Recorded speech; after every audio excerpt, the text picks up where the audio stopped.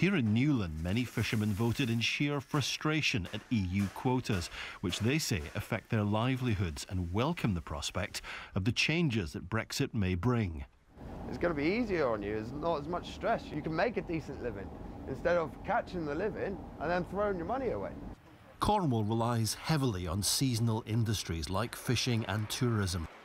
Gloria has been a florist here for 22 years. She voted to remain and is concerned about how Brexit will affect her business. Anything we buy from Europe, the prices have already increased and they're going to increase further.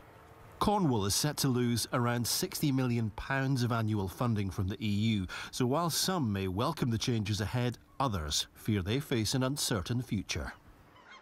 That's the view here, but what about elsewhere in the country? Jonathan Swain has been finding out. For farmers here in Suffolk, it's all about the workforce who help to get our food onto our tables.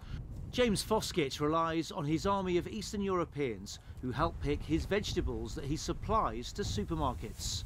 But despite this, he still voted to leave the EU and believes the government will find a way to ensure his workforce can stay.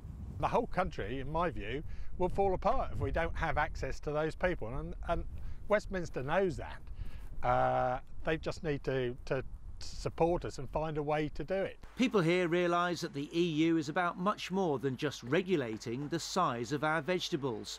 But the question remains over will there be a workforce left to pick them? Jonathan Swain, Good Morning Britain, Suffolk.